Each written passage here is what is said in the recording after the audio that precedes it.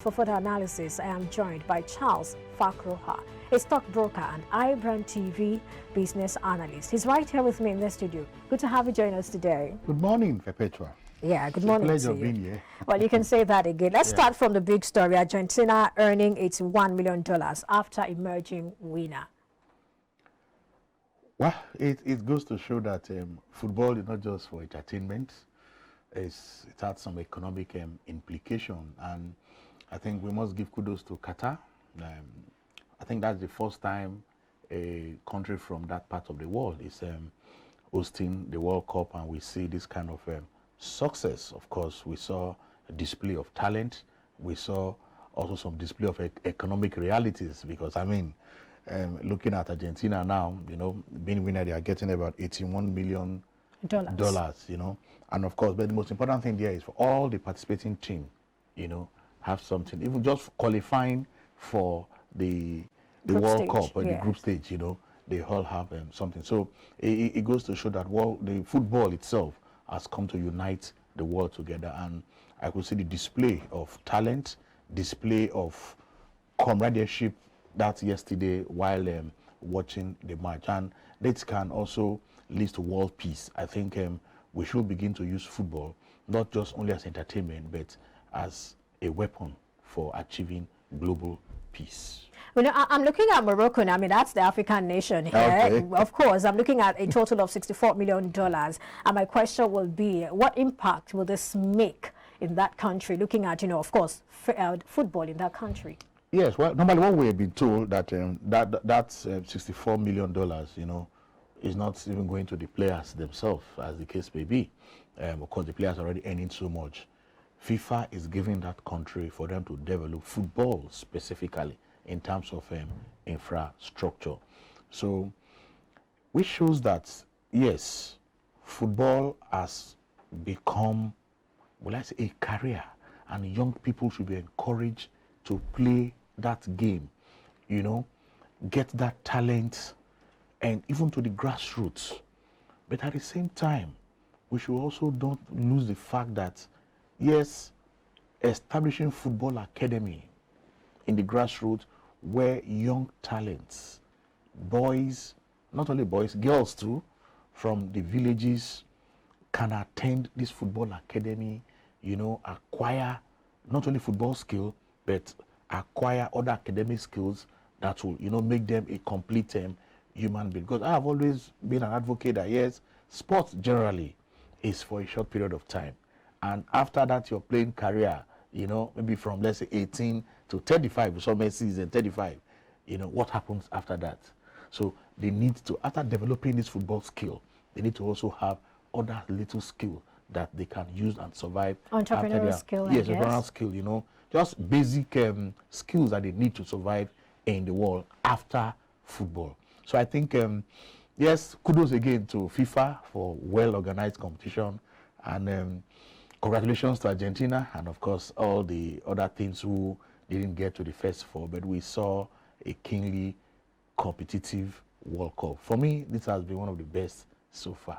Absolutely. You know, I was just wondering if Nigeria had gotten into the group stage, it probably would have made $13 million. But Nigeria was very far from that stage. We still have some implication, because a lot of people have said so much, you know, the arrangement, and even at that same, we still saw some viewing centers, you know, charging some money, people coming to view, people drinking and all that. So I think that's also affected, you know, my interest, some personal finance of some of those persons. Yes, at least they had increased sales yesterday, despite the fact that Nigeria was not even. I just got to look at where you took the conversation. I didn't know that was what you were saying. Yes. So there's how much? I mean, how much is that? But of course, what impact would that have on the economy? For that day, you can see that some of those viewing centers had more of people coming to watch the football, you know, and they ordered more drinks. So you can see that the sale for those persons will have increased, and like I've said, will have affected their personal finance for that yesterday. Oh, that's quite interesting. You know, when I asked you, I wanted you to probably just look at, you know, if Nigeria had been part of that group, they probably, like, let's assume they dropped at the group stage, you know, and they would have made $13 million. That's the point. Yes, I mean, and that would have gone a long way in developing our football structure in the country, because I know we still lack that football structure in the country. We don't have enough standard stadia, you know, in the country today, and our league is not up to standard. So I think if we had gone to the group stage, and of course we'll earn that money, it will go a long way in trying to improve the facilities that are being used for football.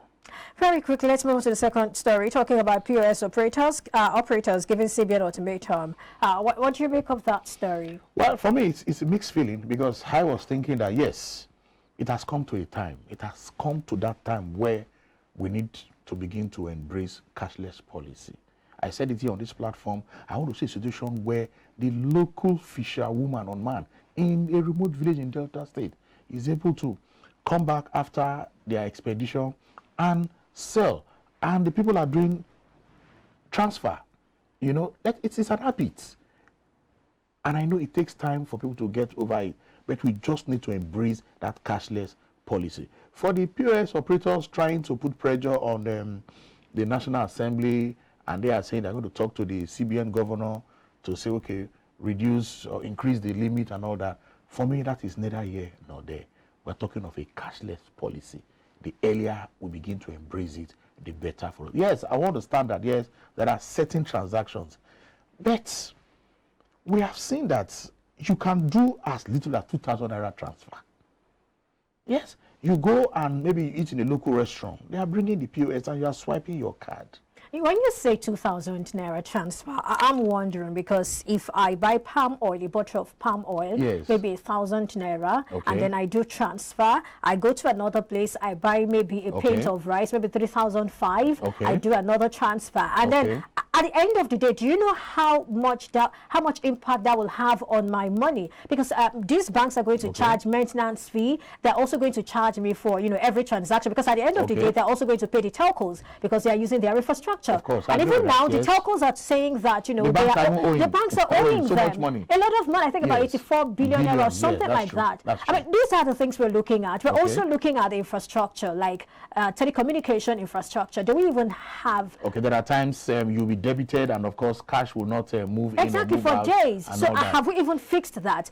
The point is, a lot of persons do not have an issue with, you know, a cashless society. But what they are looking at is the bragado manner. It is the draconian manner. These are the things people are looking at, and these are the things people are condemning. So what you are saying now is, you're going into an election, and then you're coming up with 2 successive policies, and you're not even letting one, you know, probably the impact of one then before we talk about another one. Yes, I agree with you. You know, some policy issues, at times we just need this kind of approach. Because and why aren't we seeing this approach for subsidy removal? Why aren't we seeing this approach for things that would definitely, at the end of the day, affect the politicians and also make the nation a better place? But if you look at this, is also affecting the politicians. They believe in cash business. But now, no politician want to carry cash, because you cannot have that amount of cash they want to use in doing what they are used in doing.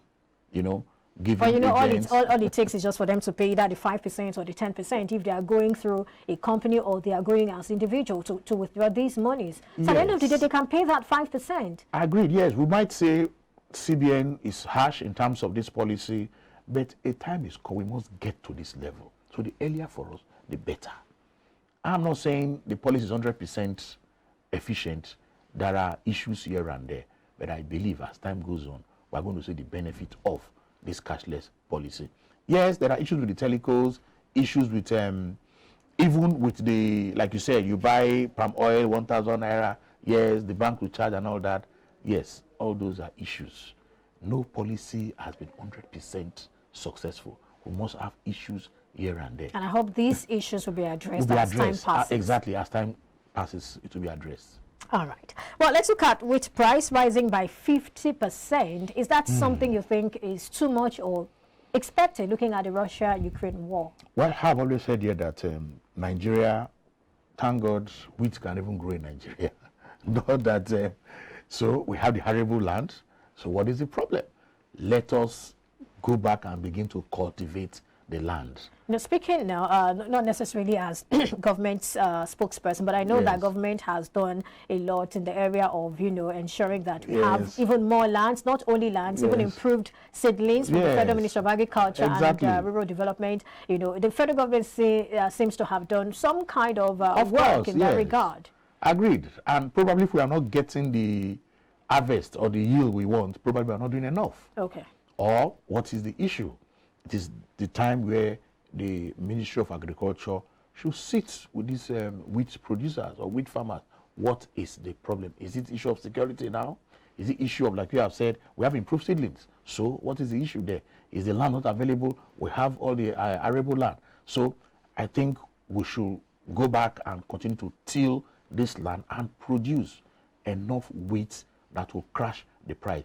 For me, do you think we have the soil and everything for that? Of course. Now, it's a different thing. It's not just about land. There are some soils that are better, or there are some plants that do better on certain soils or certain temperature. Why do we have institutes of tropical agriculture somewhere in Ibadan? Why do we have faculties of agriculture in virtually all Nigerian universities? Do the research and tell us that, yes, our land is not fertile enough to grow wheat. Then we understand. But as far as I'm concerned, wheat can grow in Nigeria. Of course, that's not in dispute. And we can produce enough that we need for our local consumption and even make some export. So I think it's the issue of that political will. Let Ministry of Agriculture, do what it takes, collaborate with the Research Institute in terms of agriculture, and of course, incentives to the farmers. Because we just need to cultivate, plant enough wheat that will be consumed in the country and for exports. We can't begin to complain and give excuses. Ukraine-Russian war. What was that? If they have come and said, yes, wheat, because of the climatic condition in the country, the land is not fertile enough for wheat to grow, we will understand that, yes, okay, maybe we can begin to see how we can import. But the arable land is there. The land is fertile. So what is our problem? We should go back to the land, encourage more youth, encourage more of these wheat farmers, and see that we get optimal yield per hectare of land. Well, when you look at insecurity in Nigeria, and then, the answer to that question of why aren't we getting enough may not be far-fetched. Yes, I agree with you. But again, we just have to look at these things and put it in perspective. I have discussed with people who even stay in those areas where we have insurgency. And I'm amazed. It's so funny. I'll mention it here on national television, that even some of these are soldiers who are deployed to those areas. Where they are staying, they say they even have their own little farms. I've seen somebody who said he was deployed to that area, and for the 3 years, he was able to harvest beans. Then he will plant it there, and once in a while, they go on patrol, insurgents. But the farms were growing. But we also have stories of how that indigenous or farmers are paying taxes. Yes, of course, to the insurgents, yes. of course. And in that situation, fine, life is more important. I will encourage you. Pay to those bandits, and safety is more important. Isn't that an indictment on the federal government? Because you are there in your ancestral land, and these persons have come. They have the guns on your head. You don't have to argue with them. Now, it is now left for those locals to see how they can transmit that intelligence to the soldiers or the military or whoever without their own safety. Because if these insurgents notice that you are communicating with the government, of course, when they come back, they will wipe out that entire village. So safety is more important. Finally, let's look at Nigeria's oil revenue earnings rising by 308.6 billion naira. I see you're smiling there. Yes, we have said it here several times that we need to, that's the revenue side of the equation, we need to increase, improve on it, and we have seen what we are happening. And I mean, we've been told that it's because of theft, oil theft, and not sounding as a PRO person for Tom Polo, yes, we can see this collaboration with NNPC, security agencies, you can see the results we are getting. So it shows that no matter how difficult a problem is, when all the stakeholders have agreed that this is what we want to achieve, of course it will be achieved. Me and you sitting down here, we wouldn't have agreed that Tom Polo collaborates with NNPC and the security agencies will have this kind of result. But you can say it has gone beyond the Tompolo now. Nigerians are benefiting from it. And we want to see this increase. We want to see this kind of collaboration in other areas where we have problems. Because the issue here is every stakeholder. Now, it is not only Tompolo that is doing the security. He has his company. He has people working for him. We have the NNPC. We have the security agents. Everybody is doing their own bit. And of course, the government through NNPC is coordinating everything. And we are seeing the result. So I must give kudos to NNPC Limited, as the case may be. I must give kudos to the Nigerian security agencies. And of course, to that private security outfit owned by my own very good brother, government Ekonopolo, Tompolo. All right. Thank you so much for sharing your thoughts with us today. It's always a pleasure. Absolutely. Thank you. Well, I've been speaking with Charles Fakroha. Charles Fakroha is iBrandTV business analyst. We'll take a break now, and when we come back, we'll turn our attention to the NGX All-Share Index and market capitalization, which appreciated by 0.89% to close the week at 49,316.29 and 26.861 trillion naira, respectively. What are the expectations for the week as investors engage in cautious trading ahead the Yuletide? We'll be right back to talk about this. Stay with us.